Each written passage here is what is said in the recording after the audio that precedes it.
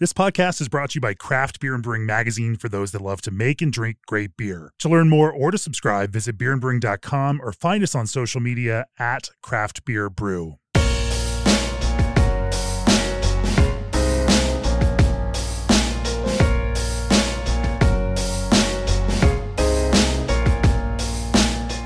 For this week's episode of the podcast, we head back to Mexicali, Mexico for a panel discussion on lager brewing that I moderated one evening after judging for the Copa Baja beer competition.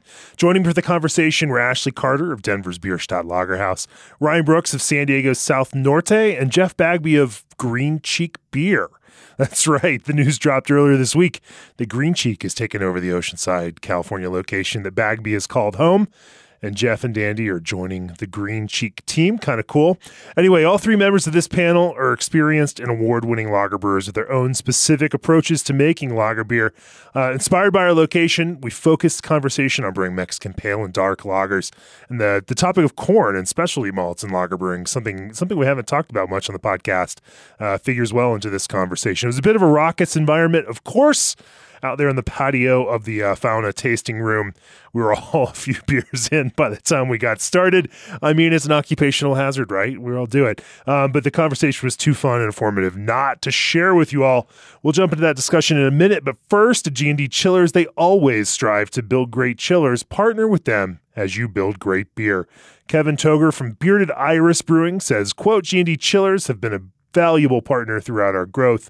They build high-quality equipment, and they know their machines extremely well. Most importantly, their customer service is best in class, which is a huge value add to our internal teams that manage these critical support systems, end quote. Choose G&D Chillers on your next expansion or brewery startup and receive 1 free year of remote control and monitoring of your new G&D chiller. Also, turnkey brewery systems, production line design services, retrofitting processing systems. ProBrew can do all of this and more with any brewery, old or new, small or large. With an expansive list of breweries already served, their engineering team prides itself on providing a truly turnkey solution built for your entire production line that can be easily customized to fit your operation. For more information, fill out their contact form at www.probrew.com or email contactus@probrew.com to learn exactly how they can take your operations to the next level. ProBrew, brew your beer. And Old Orchard has supplied flavored craft juice concentrate blends to over 46 states for the production of fruit-forward beer, cider, seltzer, wine, spirits, and more. By partnering with some of the biggest names in the craft brewing landscape, Old Orchard has become a go-to source of fruit-forward ingredients. To learn more and request your free samples, head on over to oldorchard.com/brewer. Now, the panel discussion with Ashleigh Carter, Jeff Bagby, and Ryan Brooks. You are all craft brewers. You have all brewed other styles, and you have all gravitated to lager as a style, which historically within American craft beer was not a popular beer style amongst craft brewers. What led you to focus on lagers and with the kind of passion and focus that you do? And, what is it about that beer style that made it a compelling thing for you to focus on? Maybe you can start, Ashleigh. For me, lager, while in the craft realm, it's definitely not as popular. Amongst beer drinkers in the entire world, it is the most popular beer style there is. So it just seemed to me, especially the thing that I like to drink the most, so I want to share that with other people. But it seems to be the place that, everybody can kind of come together, and it doesn't really need an instruction booklet to be able to be understood. And so the idea that you're drinking beer like we're doing right now, and we're talking about beer right now, but be able to drink beer and talk about other things, your family, and have it be something you can enjoy in mass quantities and kind of as a social thing is what I really love about drinking lager. About making lager, I really like the idea of using a limited set of ingredients and using a process and having the process really drive specific flavors rather than, a complex set of ingredients. I've always just been a classic beer style brewer, made lager for a long time. and seeing the response over the last 9 years that we've been open to the lagers, not only that we've made, but the rest of the craft brewing community, especially meeting this one next to me and spending a lot of time with them and in their brewery. And the first time I tasted their beers, I was blown away, and it made me want to learn more and make my lagers better and better. And I believe we have over time, and what we've brewed lager style-wise has expanded, and the crowds have responded. So we're going to keep doing that. Yeah, similar to what Ashleigh said, I want to make beer to what I was doing down here in Mexico. If it's not drinking craft beer, you're drinking loads of Tecate Roja, you're drinking caguamas. So my passion was like, hey, let's make a craft version of what you're going to be drinking, like the everyday blue-collar beer. Other part of that was when I was 21 years old, I'd go to Pizza Port Carlsbad and drink Amigo lager, and I knew that the craft guys could still make awesome lagers, and so that was one other good moment in my life where I'm like, wow, you can still be crafty and make rad lagers.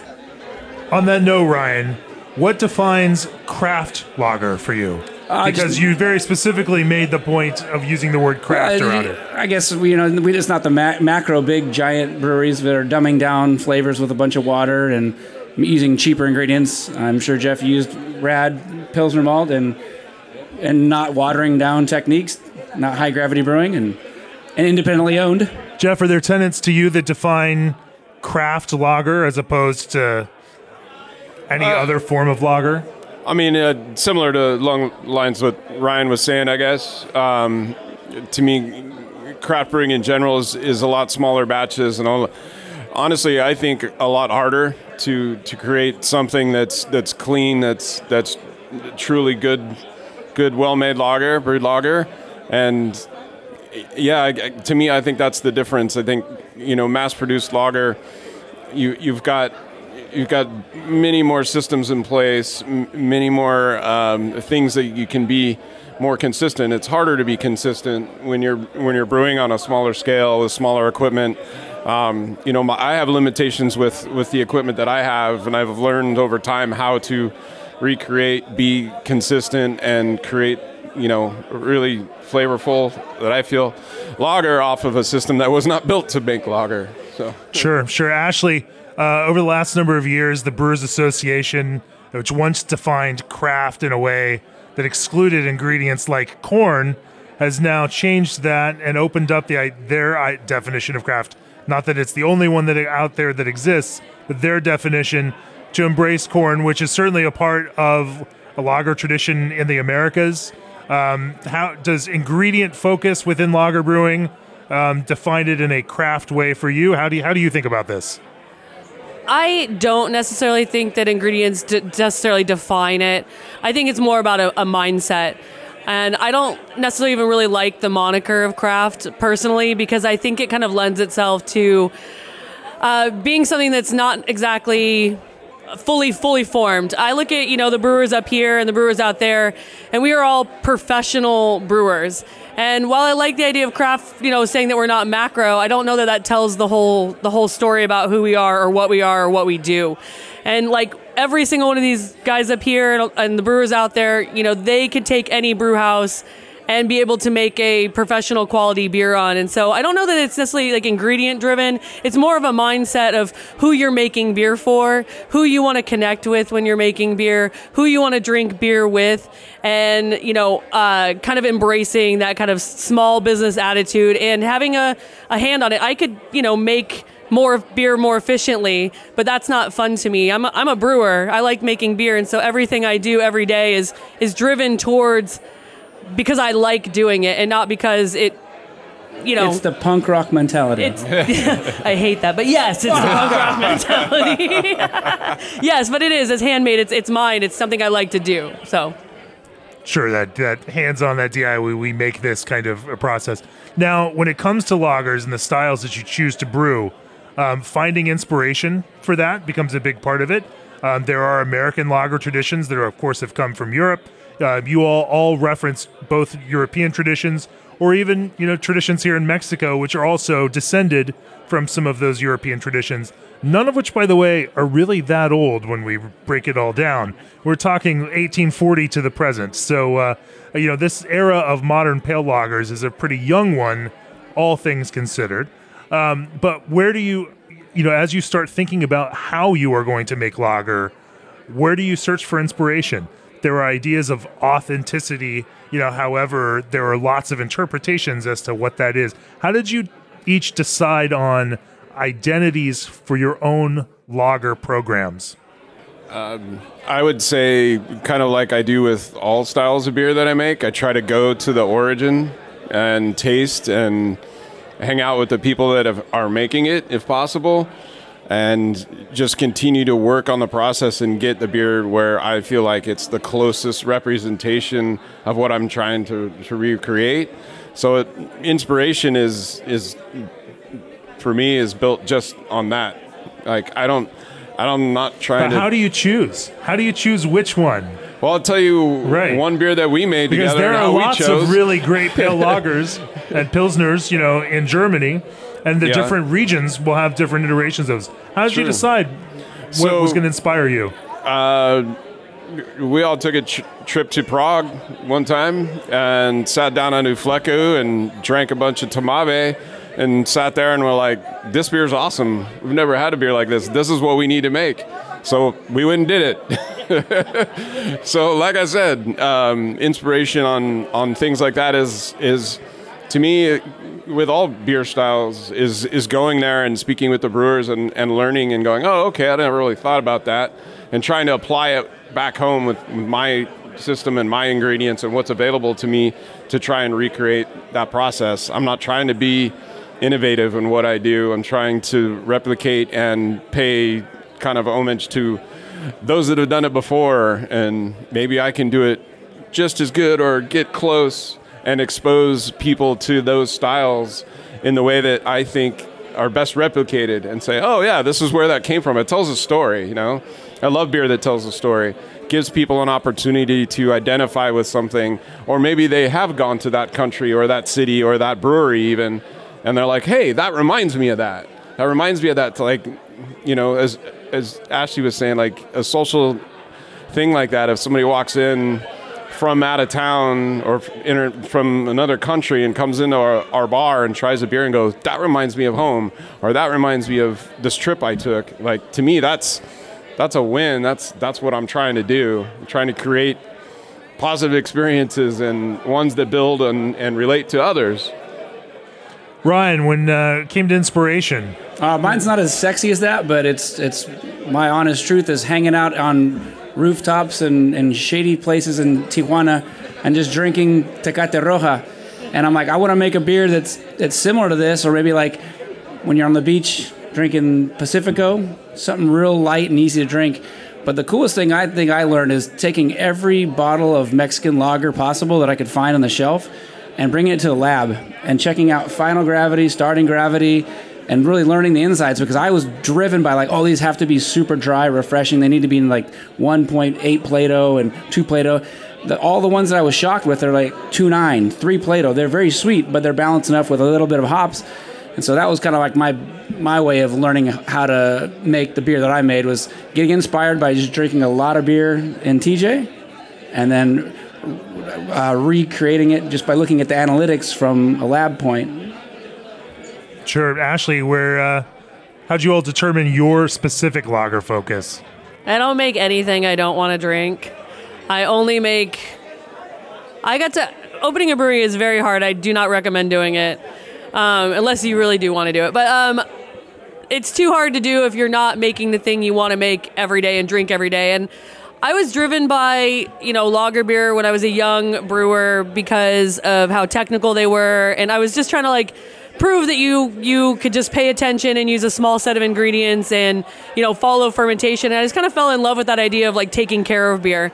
And so when I got the chance to do it ourselves, it's the beers that I'm inspired of, but it's that community thing. It's that sitting down with people. What beer do I want to drink the absolute most of? And so I've always had, my husband and I, who opened the brewery, we've always had the idea that if you're not making your favorite beer, what are you doing? If you have to look somewhere else to find your favorite beer, why are you not looking to try and make it in your own brewery, even if you don't necessarily have all the tools? So the goal is to make our favorite beer, and we make our favorite beer. And so now, the next closest thing is getting on an airplane and going to Germany to get that beer. And even then, now, with all the equipment that we have and all the process we have, I think I'd rather just drink beer at my brewery with my friends sometimes, except for that I have to work when I'm there. So I like to go there for that. But making the beer that I like to drink the most is kind of the inspiration. We'll be back with more of the discussion in a minute, but first, streamline efficiency with Omega Yeast's Diacetyl Knockout series. The DKO series is comprised of 8 familiar yeast strains engineered to knock out the formation of diacetyl before it starts. The strains you know now better, available now for made-to-order pitchables at any volume. Contact Omega Yeast today at omegayeast.com. Also, ABS Commercial has been a full-service brewery outfitter for the past 10 years. They're proud to offer brewhouses, tanks, keg washers, and preventative maintenance parts to brewers across the country, as well as equipment for distilling, cider making, wine making, and more. They know the ins and outs of the brewing and installation process and can design the perfect setup for you, whether you're just starting out or looking to expand. Contact them today at sales@abs-commercial.com to discuss your customized brewery needs. ABS Commercial, we are brewers. Now, back to the conversation. Ashleigh, why don't we follow up on that? You mentioned earlier that these guys could make any beer on any brew house because they're great brewers. Lager brewing has a tradition of specific equipment, whether it's tanks, whether it's brew house, for specific processes, decoction, step mashing, and whatnot. Talk a little bit about designing a brew house to brew lager, and then maybe we could also then from there talk about how you can accomplish some of those same types of processes or approximate them using some other equipment, but that may not be accessible or the more accessible to brewers that don't have purpose-built systems. Great. I like your question, but I'm going to answer it the opposite way. All that stuff is super sexy, but if you just pay attention to fermentation and have really healthy yeast, you can knock out super cold. Those are really like the 3 things that you need to be able to do in order to make great beer. It's kind of like Italian food. You just need really high quality ingredients. You need a little bit of technique, and you need just a couple of things to do it precisely right. Now, if you want to get a little bit crazy and psycho and things like that, like I like to be, adding decoction. It's all these little tiny elements that kind of build on each other. When I think about my beer, I'm not sure that there's one specific thing, whether it's a lager tank, our flotation tank, decoction, or, we have a external calandria. I'm not sure which one of those things, if we took one away, you'd be able to tell, but it's the culmination of all those things that make my beer taste like my beer and the things that I enjoy about them. But I don't know that they're necessary to do that. First things first, I would get a cold liquor tank and be able to knock out cold, have healthy yeast. After that, decoction, then a lager tank, and then the ability to get it super bright and filtered to brilliance. Those are to me the things in order are the important things in order. But at the end of the day, you don't need any of that. You just need healthy yeast and a way to get it cold and to follow fermentation. Yeah, Jeff, you make lager on a system that's also flexible and makes other styles of beer. Are there some things in using that you found make better lager? Some of the ways you found to use that brew house? I have a single-infusion ale brewery, and I have cylindrical conicals. And when I started making more and more lager and looking at little tiny things that I could do, there's not a ton. I can't decoct. I can do like a single step, and that's rough at best. So I started paying attention to things like water, pH. When you say pay attention to, what does that mean? I started testing my water a lot more. When I grew up as a young brewer and predominantly making ale in Southern California where I live, making hoppy pale ales and IPAs and even stouts and browns and other things like even Belgian beer, the water profile lended itself to those beers and responded really well. It did not respond well to most German styles and most lagers. And so reading, learning, talking with people and finding out not only what we really had for lager or for water. I knew it was really hard and high in sulfate, but also high in everything else, high in chloride, high in magnesium, high in calcium chloride, like just huge TDS. So learning like, hey, yeah, lagers don't really like TDS, that. total dissolved solids. Yes. So learning how first I could handle that or change that, and then seeing the response in the beer. And, things like Ashleigh mentioned filtration and brilliance. I really, truly believe that's a very key component to at least the final part of lager, or a lot of styles of lager.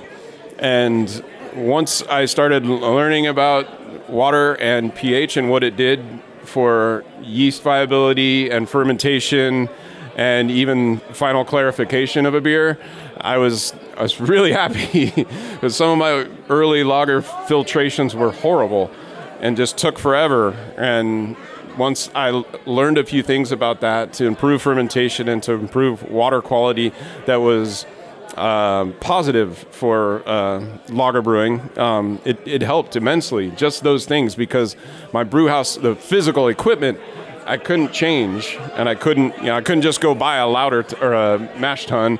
I couldn't just go buy lagering tanks. And talking with people like her, like, yeah, there's other things. And sure enough, and our lager's gotten better and better from finding those components that you can change in your brew house, that are not that difficult, that don't cost that much. But every brew house is different. Everybody's water source is different. And being a good brewer is being able to find out how to utilize what you have and still turn out and make great beer.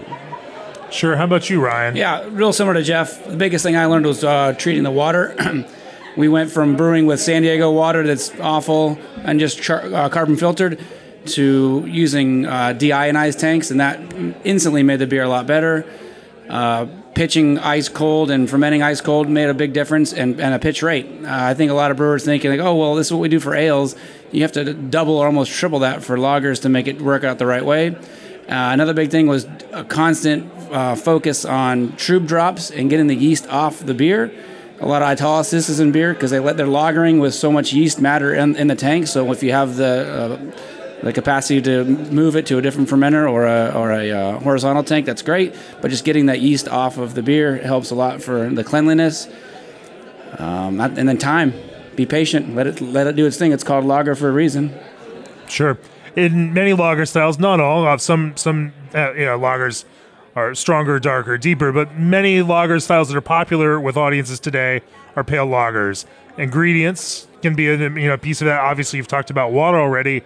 But malt and hops can also be, they are more apparent. It's a reason that brewers consider lagers these beers of truth, because there's little to hide there. The quality of those ingredients, the way that those flavors convey is a very important thing. Why don't you each talk about how you select ingredients, and specifically in pale lagers, and how you think about choosing those ingredients, what each of those convey, and how you may have changed some of how you've used some of those ingredients over the years. First of all, we should make a beer called Stronger, Darker, Deeper, obviously. It's a great beer name, Jamie. I've already copyrighted it. You've already copyrighted it. It's already done. I think, when it comes to ingredients, again, finding the best ingredients for the beer. And it's kind of hard right now with ingredient prices getting much higher. We used to be able to get, Pilsner malt for 62 cents a pound, which was considered even pricey then. But now it's up to like 89, 92 cents a pound. But even then, you have to realize that beer ingredients, even when they're expensive, are still relatively inexpensive. We're not making IPA. Even our pricey hops are not that pricey. And I think it's just kind of having the expectation of charging what you need to in order to make the beer that you want to make. So I kind of start with that backwards. So I use Weyermann malt. I think it's the finest European malt that you can buy. It's extremely consistent. We use an heirloom variety called Barca, and I really enjoy the kind of malty character that we get from that. I do believe in European hops, but if my European hops stop tasting like my European hops, if my Middlesbrough stops tasting lemony, citric, dusty, then I will try to find something else that fulfills that that criteria. I'm not tied to these things specifically because they're European or because I'm making these styles of beers. I like them because I think they're the highest quality thing that I can buy to make the beer that I want to make. So again, ingredients, even if you're trying to use a new ingredient, instead of just picking what everybody else is doing, really going and doing some tests and finding what makes that beer taste like you want it to, and not just looking at the cost of it. And that can be difficult. Again, everything is getting very expensive right now. But I think for us, we don't do much with our water because we want our beer to kind of still taste like it was made at our place. We can import everything else, but our water is our water. Now, we have pretty nice water to begin with, so that helps. But again, you got a lot better water than most of us. Yeah, we have really nice water. It's not like we live in, I don't even know, a bunch of places. But even then, making those investments in things early.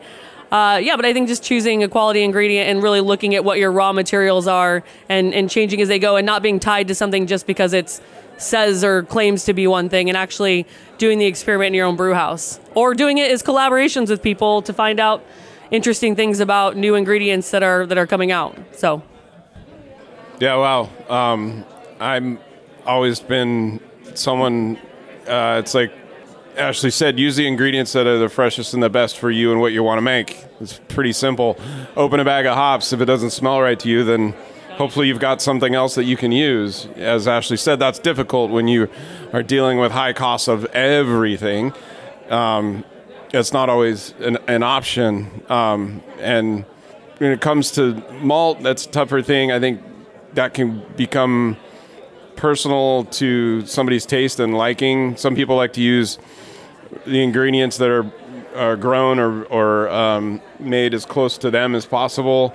To me, that doesn't always lend to the best beer, but maybe you can still do other things in your brewery to make those ingredients work better. Or if you do have hops that aren't as bright and fresh, that you can use them in a different way or on a different style of beer where you're just trying for bitterness. You aren't really looking for aroma and flavor and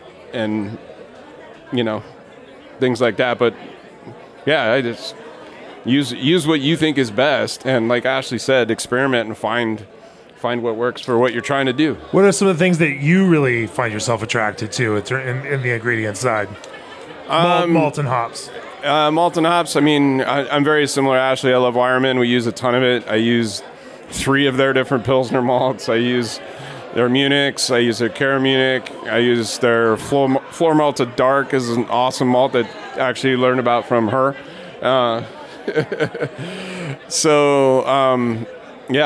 side, there are some really nice European varieties. When you say you use 3 different Pilsner malts, why would you use 3 different Pilsner malts? Honestly, and what do each of those 3 do for you? So that's a very good question. One, because of availability. I was trying to get... we've used Wireman Pilsner, we use Wireman Premium Pilsner, and we use Wireman Barca Pilsner. So 3 different types of Wireman Pilsner malt. They all do a little bit different thing. The Premium's really, really light colored, and depending on the style that we're making. Also, historically, one of our Helles was originally a collaboration with another brewery, and I had never used Barca, and they didn't have either of the other 2 Pilsner malts, but they had Barca, so I got it, and we loved it. So our Helles has always been made with Barca. So some things are just kind of happen, lucky accident or works or whatever. But yeah, those are some of my favorite ingredients. When it comes to hops, although there's a lot of nice European varieties grown in the U.S., I still believe the European ones, to me, help replicate the styles overseas better than what's grown in the U.S. So I'm gonna jump on that Wireman train as well, but with my Mexican lager, trying to emulate the big guys. The big guys aren't using Wireman in their beers, so I don't need to go that heavy with it. But I do think that it's a light touch of that good German Pilsner malt does help bring in a little bit of the kind of honey sweetness or just malt complexity. I learned the hard way by when we couldn't get it one time. I had to use an American Pilsner malt, and it was drastically different, even at 20-30% of your grist. And so drastically, how? It tasted like peanut shells Peanut shells. Yeah, peanut shells is a good way to describe it. Real nutty, just not in a pleasant way. Yeah. Not refined and soft and elegant. It was just like rough and raw and nutty. Even at a small amount, if 20%, 30% of the grist. And yeah, I learned the hard way on that one. But hops, my beer is only 10 IBUs, so I just need a tiny bit of bittering in there just to get the balance and let the water rock it and the yeast and fermentation do everything else. But the ingredients, you guys talked all about hops and malt. Me, it's water and fermentation, getting the right yeast. I went through about 4 different yeast strains until the one I picked was the one I needed to use. And really, that's you're dealing with 4 different kids. They all act different at different temperatures, pitch rates. They like to be lagered longer. They like to be pampered. They like to be, taken off the cone a little bit. So that was my biggest learning thing was, ingredient-wise, was the yeast. I went, 4 different ones. 4 different yeasts. Yeah. And it was because of, ease. Everyone around San Diego had 3470. So you start with that. You get it from Doug Hasker. And that works great. That's great. And then you want to, everyone's winning with Augustiner, so you try that. But then I'm making a Mexican lager, so you go with Modelo. And that was the one we sold was the best for the beer. Sure. You're talking about malt choice. Does the process for your mash impact that in any specific way? In terms of... In the beginning, no, because I had no... Right, because you want to leave this a little sweeter there, right? Yeah. You want this to finish... It was mash temperature and single infusion. I couldn't do much. I couldn't do decoction. I couldn't do step mashing. But when I would contract this beer at other places and had the opportunity to, and we did that, it was miles different.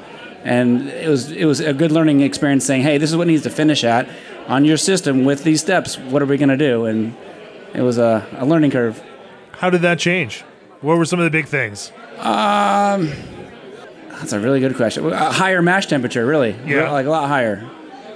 Yeah, so you do your normal protein rest in the 120s, and then we'd probably go up to 155. And in single infusion, we didn't have to go that high. In terms of, maintaining balance and sweetness, through that kind of mash process, is there anything, any tricks that you use, Jeff, on your single infusion system? Well, again, like Ryan said, it kind of comes down to yeast and what it likes, and you kind of learn, like he said too, it's kind of like a child. It's going to do what it's going to do on some things, and it's going to like some things, and it's not going to like others. And that goes with temperature, that goes with time, that goes with sitting under however many barrels of wort and beer at some point. Who likes that? Who doesn't? How long do they like it? When do they start kicking off things? When do they reabsorb sulfur? When do they not? When do they just kick off mean amounts of sulfur? How long does that happen? When do you close it? Do you spund it? Do you all of those things are trial and error with the strain that you have. We work with Augustiner at my brewery because we always have. It's just kind of what we did, and I learned how to get it to do what I wanted it to do. And once I figured that out, we just kept going with it. So, yeah, but, thinking about making a Mexican lager with Augustiner versus making a German-style Pilsner or Helles with the same yeast, there's different things that we do in regards to time, temperature, pH, water that help recreate those styles more in their own vein, so they are different and they are more true to their heritage and their style. So it just takes time and messing around with it. Are there some of those specific things that you found where your Augustiner yeast works differently than some of the other yeast? Yeah, it kicks off a ton of sulfur well, it can during its first fermentation, and we ferment it cooler than I think most people do, and so it does in the beginning. But if I let it kind of sit at firm temp, we ferment it at 48 degrees, and it kicks off a lot of sulfur during that first part. But we don't usually let it get higher than 48 degrees ever in its life. So we just give it more time, and we don't cap the tank.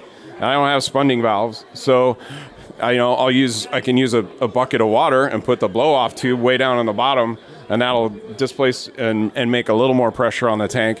But you just got to watch it and literally smell it, and I just know when it's like, okay, yeah, I can close that arm, and it's going to build up enough pressure and the yeast is still happy enough to go, yes, I'll take that sulfur back.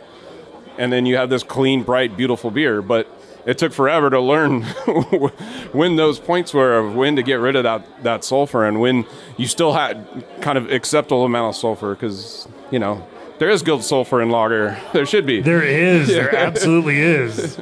We'll continue that thought in a minute, but first, SS Brewtech was founded by a group of home and craft beer brewers dedicated to bringing an engineering-first approach to brewery equipment. SS brewhouses are used to formulate new beer recipes at some of the world's greatest breweries and are the cornerstone of many local breweries. To learn more about SS Brewtech's innovation list, head on over to ssbrewtech.com. And have you heard of Christian Hansen? They're the fermentation experts with over 100 years of experience in dairy and wine, and they're now bringing that knowledge of microbes to brewers with their Smart Bev range of frozen liquid yeast and freeze-dried bacteria. This portfolio allows for consistent performance at the brewery and produces a range of high-quality brews. Reimagine what your beer can be. Go to chr-hansen, HANSEN.com to learn more on the Smart Bev line of products. Also, the entire craft beer industry is coming together for the 2024 California Craft Beer Summit in Sacramento, March 12th through 14th.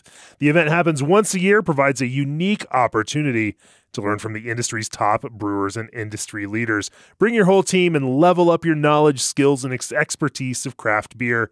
Go to cacraftbeersummit.com for more info and grab your tickets today. Now, back to the panel. Ashleigh, since we're talking about fermentation process now, talk to us about your Bierstadt fermentation process, how you all manage, and keep your yeast happy, healthy, and reabsorbing sulfur. So I use 3470. I'm a big fan of it. I like the sulfur character of it. We have a little bit different design brewery than a lot of people. We don't actually use cylinder conicals. So we have kind of a slight advantage in that way. Yeast in our brewery never gets under pressure because of how we have to move. Our tanks they're called dish cones. They actually have a dish in them and a standpipe. So in order to harvest yeast, I actually have to move the beer off of the yeast. So it kind of keeps me very honest about how long yeast is there.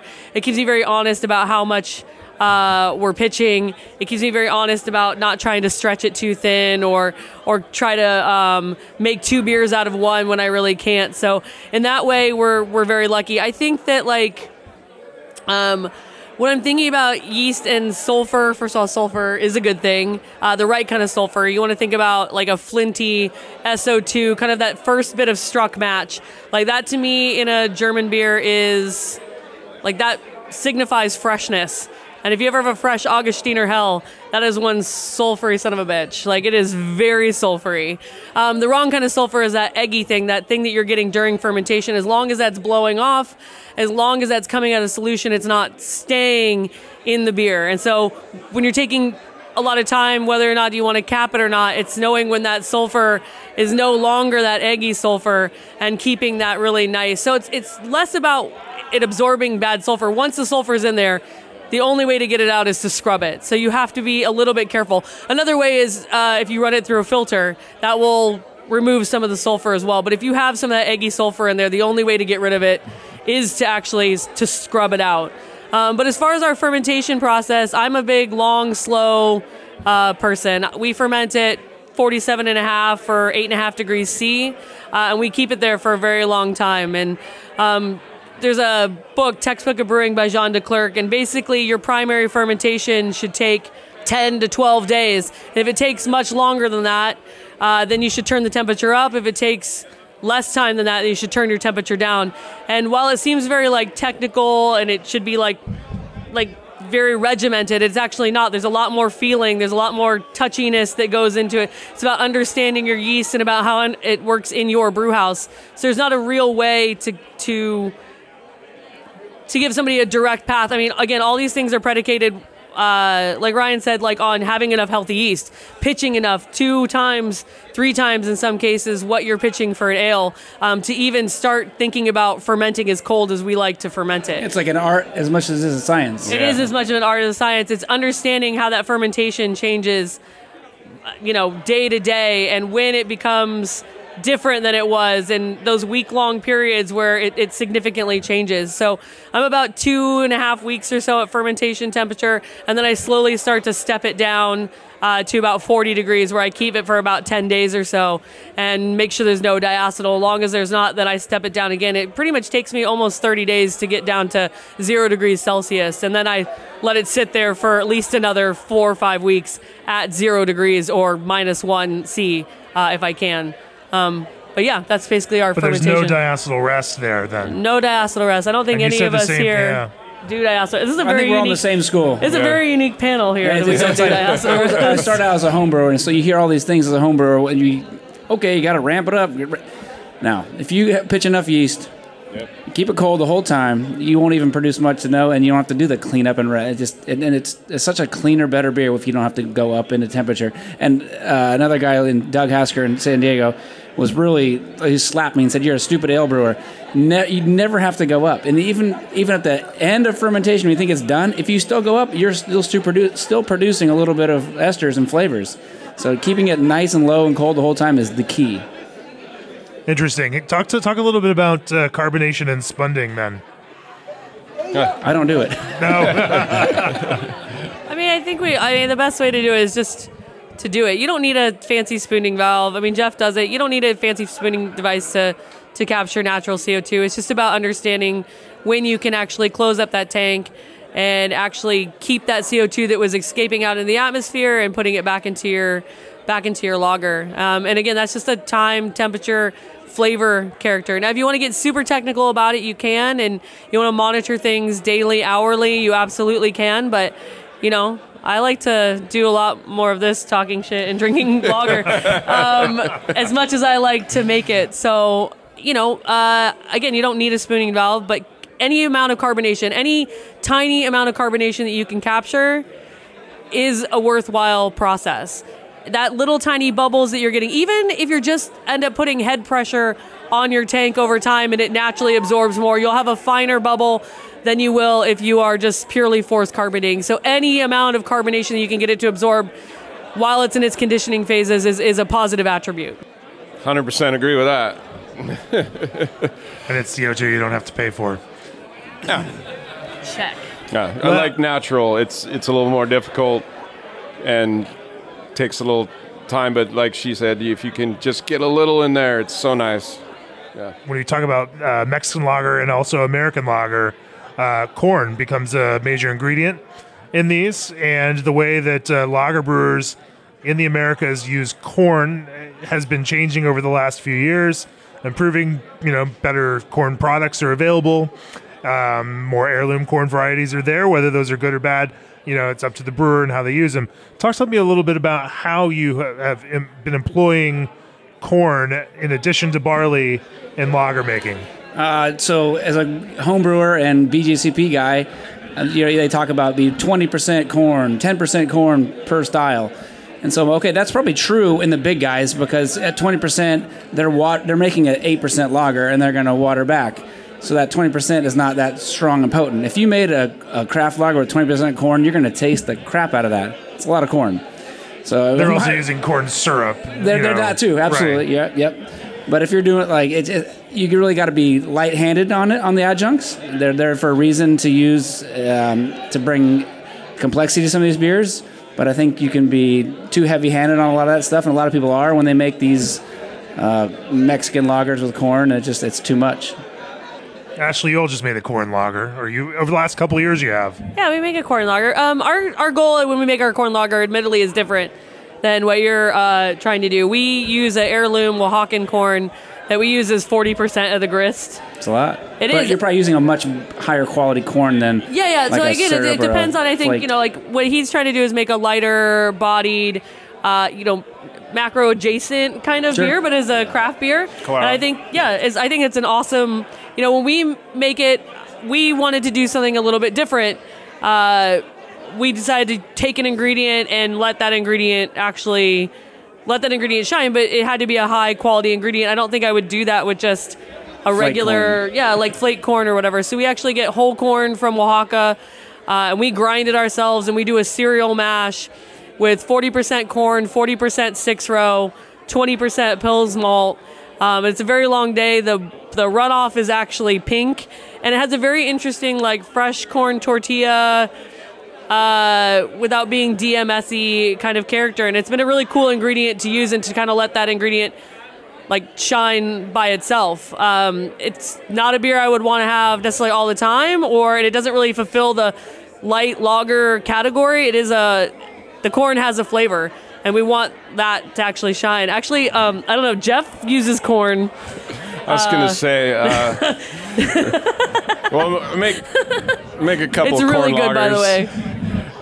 We do make a beer called Corn Star, and it's what I call it, like a high-quality malt liquor.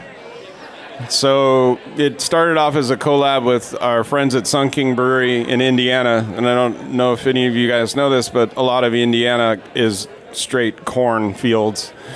So they brought over a couple of bags of heirloom popcorn, and the first batch we ever did was 50 pounds. We air popped it all and threw it into the mash, and it's actually really cool. The flavor is insane. It's kind of a cross between like cotton candy and tortilla chips. It's really cool. So that beer also has a large amount of flaked corn in it. It has a little bit of flaked rice and some 6-row and Pilsner malt, but it's Weyermann Pilsner, so that's probably part of the high quality part. Overall, it's 25% corn, so it's 7.8%, and as Ashleigh once told me, I was downright irresponsible for making that beer. Because it's very, very easy to drink, and you do not recognize at all that it's 7.8%. By the way, do you know how much 50 pounds of popcorn is? Oh, now it's 75 pounds of popcorn. It's like 10 trash bag. bags of popcorn. Yeah. It took us 8 hours with multiple air poppers to pop all the popcorn. And actually, yeah, it's like the big, not just like a trash bag, it's like the big 50-gallon size trash bag. It's about 12 trash bags full of popcorn, and we do it all the night before so the popcorn doesn't get stale. And I think last year the time between when we finally finished popping the popcorn and when we started the mash was only about 4 hours because it took so damn long. We thought Ashleigh's cereal cooking brew day was a pain in the butt, but there you go. You just one-upped her on that. You both mentioned using 6-row in addition to Pilsner malt in these. Why use that? What does that add into this mix? Well, for one thing, it helps with the conversion of the corn. Also, I don't know, it just feels like it adds this character to that beer that it doesn't cheapen, it's the wrong word, but it adds this character and this element that yeah, it's, I don't know, it just fits. It's like this little extra thing that's, you know, if we just use 100% Pilsner malt, the beer would not be the same. It would not work the way that it does if we did not put 6-row in it. I think you probably feel the same way. Yeah, it helps the conversion, protein, all that kind of stuff. And we make it very clear that ours is not a Mexican-style lager. We call it a corn lager. And I think that that's a pretty... and you guys are mostly, Mexican. I think this idea of calling something Mexican just because it has corn in it or Japanese just because it has rice in it is a very bizarre idea. And it doesn't really speak to, what the beer is. So, yours is Corn Star, ours is a corn lager, yours is a Mexican Mine, I'm lager. trying to emulate the macros. I think those are corn three lager, different ways by to the use way. corn that aren't just saying it's a Mexican lager. What's the benefit of a cereal mash with this crazy heirloom corn versus, say, buying flaked corn, something that's already been gelatinized? It's just the flavor of the corn that we're trying to get, and we have the ability. Our brew houses can do it, so I don't necessarily. I'm going to go back to it. I love making beer. I love being a brewer, and I love the process of doing it. So to me, even though I could use flake corn, I have the equipment to do a full cereal mass and gelatinize the corn ourselves and to really extract something different out of it. So, that's the thing that excites me about it is showcasing this singular ingredient. And we've done it with rice before in our brew house too, being able to gelatinize it. Basically, to gelatinize it, what we do is we take the corn grits or the rice grits, depending on which one we're using, grind it up, so it's grits, it's ground up pretty finely, mix it with extremely hot water. Gelatinization of corn is like between 80 and 90 C or 75 and 85 C. Don't quote me exactly on that, but it's right around there, with a little bit of the 6-row for the enzymes. If not, it turns kind of pretty much just into polenta, and it's very, very hard to stir, and you hate your life because of it. But it's a really cool to extract some different flavors out of and get full conversion out of it. And then we just basically cool it down, add our malt back to it, and run through our regular temperature steps like we were regular mashing in. So it's just kind of, we have the ability to do it. It's just one more technique we have at our disposal. Sure. As we were judging today for the Copa Baja, I lucked out and got a European-style dark lager category, Vienna lagers, which also here in Mexico are Mexican dark lagers. Feels like a great reason to talk about brewing dark lager from that Vienna style and other other European-inspired dark lagers. Talk about how your process of brewing dark, and you're drinking dark lager right there, Ashleigh. Talk about how your process of brewing dark iterations of your lagers, whether those are European-inspired or whether those are European through Mexico-inspired, varies, and where some of the process differences arise in brewing those dark lagers. So I would love to hear what Ryan has to say about making like Mexican style dark lagers, because I actually don't have a lot of experience with that. I made mostly European, and when I make Dunkel all the time. So to me, the key to Dunkel is still, people look at it and think it's dark, but it should still be dry and drinkable. You should want to drink more than one of them. When Jeff and I made Czech dark lager, it's I wouldn't say radically different, but it's very different than making German-style lager. So if you really want to be true to the style, it's about figuring out what that is. And one of those big differences for me and for us was like actually using Czech yeast to make that beer. And I think that made a huge difference. You can't make Czech-style beer with German yeast necessarily. They're different. They're a entirely different animal. Czech beer, Czech lagers are more satiating. They're a little bit more unctuous. That's why they're so hoppy, to kind of get over that like very sweet character. They need that hops to kind of balance that out. But it's kind of looking at those two things. So when I look at a German style lager, I want it very clean. So we are just 75% Munich, kind of a mixture between Munich 1 and 2, and 25% Pils, and then just a little bit of black malt in the lauter to just kind of adjust for color. When we made Czech dark lager, it had crystal malt in it, which makes me very uncomfortable. I don't love crystal malt, but it's necessary to the style. It also finishes much higher gravity and quite a bit more black malt, almost 5% by weight of actual black malt. That again, we use the same way though. We use the dark malt the same way by putting it on top of the lauter, so we're not actually extracting any of those acrid characters. So I think there are some similarities between the two European style dark lagers that are similar to each other. They can be on the sweeter or drier side, but they're actually very different techniques when you're making the two of them. And so I guess it's just about, not using the same technique for all different styles of beer, because it doesn't necessarily translate from each style, even if they're all, European. Wait, you mean you don't just name it a Czech style lager because it has Czech Saaz and Czech malt? No. Ryan, when you approach Mexican dark lager, talk to us about your approach. I had a weird one because I had a friend of a friend who worked at Constellation, and I somehow illegally got the recipe for Negro Modelo. But again, they're making 8% lager and they're watering it down, so the recipe that I got would not work for making it percentage by percentage and those ingredients. And they use some crystal malt, they use some chocolate malt. And the most interesting thing is I found it was an ingredient called Constellation malt.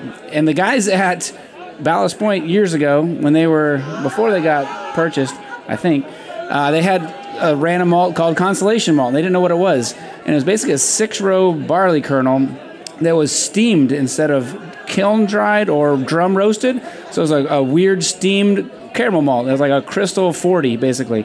So I took that recipe and made my same Mexican lager base with adding a little of that steam crystal 40 and a touch of Cinnamar, and that was the jam right there. That was perfect. You get enough of that crystal malt character without being a crystal malt, so it wasn't so oxidized or having like the figgy or, I wouldn't say metallic, but figgy or plummy prune cherry notes. The steam malt how they do that process is a rad way to do it, and just a color change with Cinnamar.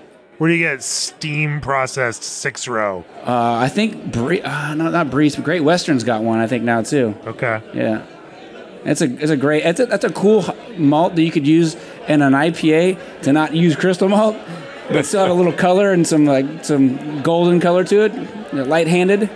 We've definitely seen some more of that steam process hitting other kinds of malt varieties too, which, especially on that brown ale side, is creating some interesting options. So interesting to see that as a process. I was going to add one thing, talking about satiating Czech lager versus more drier, crisper German-style dark lager, is back to water. Czech beers the water has a higher amount of residual alkalinity, which will lend to that more rounder body, that more satiating flavor, whereas the Germans hate residual alkalinity. So their beers are much more crisper and drier. And so it's something to think about if you're another option you have to use in your arsenal to look at your water and go, okay, well, if I'm heading more towards a Czech style, maybe I really want to figure out how to get some residual alkalinity in my water, or if I'm going in for Schwarzbier or Dunkel, how to keep that residual alkalinity lower or even negative, as in most cases with those lager beers. Just another difference between the two. On the Mexican side, I have no idea. I would think, having tasted them, I would think more German, just with the European heritage on Western Europe rather than more Eastern, but yeah. Sure. Well, it's closing in on 11 o'clock now. We've been judging all day long. We've been enjoying the hospitality of our hosts here at the Copa Baja. Let's close this with just, a broad question. If you're thinking about brewers here who are making their lagers or thinking about making lagers, especially those ale brewers that are considering, developing this, what are, say, 3 key things, that they should be paying attention to make the highest quality lagers they possibly can? And we can start with you, Ryan. Water, definitely. Pitch rate and ice cold. Well, you know what? I'm going to go back to my first comment. Dropping the Trub cone. Like, I hate autolysis in a lager. My God, just get that yeast off that beer. The beer off that yeast. Top 3 ingredients, meaning malt and hops, water. I guess this is also an ingredient. 3rd, pH throughout. I'm going to agree with Ryan. Pitch rate / yeast. But I'm going to give you 2 other things that are easy, but a lot of people don't think about, is your liquor to grist ratio. So how much water to malt you're using. And it shouldn't be the same as your IPAs and your ales. We're like if you can, a 4-to-1, 4.5-to-1 liters to kilos. You would be surprised how many things you can change by just changing that one parameter. Your fermentability will increase. There's some interesting things that happen. You might have a harder time running off depending on your brew house. You might have to change your mill setting slightly to a little bit higher crush. But that's just one parameter that I don't think a lot of people think about changing, that you can change without having to have any special equipment. And then the other one is stop putting late hops into your some of your lagers. Just because you always use a 20-minute hop edition and a whirlpool edition, Dunkel. Less is more. Less is more. So start thinking about your hops. Don't get on the same thing that you always do because you always do it. Start to think about why you're actually doing it. And so, some of these beers just need enough hops, like 10 IBUs, in order to balance the sweetness of the malt. So just that idea of just balancing that beer in the way it should be. So thinking about your hops a little bit different. Sometimes they only need one addition. Don't be scared by only using one addition. it's sometimes is your friend, and keep it early. So those are my three things. Yeah. All right. Well, thank you, Ryan Brooks, Jeff Bagby, Ashleigh Carter. Thanks for talking with me about lager brewing. Thank you. And thank you to our friends here at Copa Baja for making this conversation possible. Thanks to Bill for bringing us beer. Yes, thank you, Bill. That's all for Mexicali. Many thanks to Ashleigh, Jeff, and Ryan for joining me for this talk about lager brewing. Choose G&D chillers on your next expansion or brewery startup and receive 1 free year of remote control and monitoring. ProBrew's engineering team prides itself on providing true customized turnkey solutions. Old Orchard is the go-to source for fruit-forward ingredients for some of the biggest names in the craft brewing landscape. Omega Yeast's Diacetyl Knockout series is comprised of 8 familiar yeast strains engineered to knock out the formation of diacetyl before it starts. ABS Commercial are proud to offer brewhouses, tanks, keg washers, and preventative maintenance parts to brewers across the country. SS Brewtech is dedicated to an engineering-first approach to brewery equipment and powers R&D at some of the world's greatest breweries. Christian Hansen's Smart Bev range of frozen liquid yeast and freeze-dried bacteria allows for consistent performance and high quality. And don't miss the 2024 California Craft Beer Summit, March 12th through 14th in Sacramento. If you've enjoyed this podcast, go to beerandbrewing.com, click on that subscribe button. If you are an industry professional, consider our industry all access subscription that combines some real value. That's a subscription to Craft Beer and Brewing Magazine, our Brewing Industry Guide magazine, our video program for Craft Beer and Brewing video classes. Now also includes access to our video classes and exclusive web content on spiritsandistilling.com for those that are making that crossover into the distilling world as well.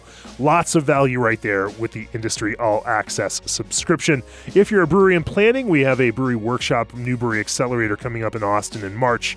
Check out information on that at breweryworkshop.com. And of course, if you're asking, why would anyone open a brewery right now?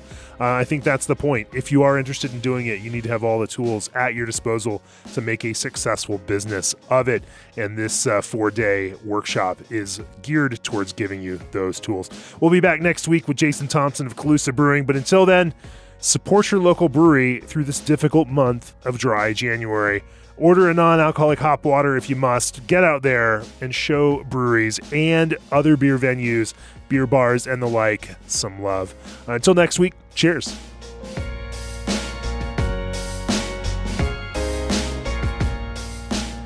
This podcast has been brought to you by Craft Beer and Brewing Magazine for those who love to make and drink great beer. To learn more or to subscribe, visit beerandbrewing.com or find us on social media at Craft Beer Brew.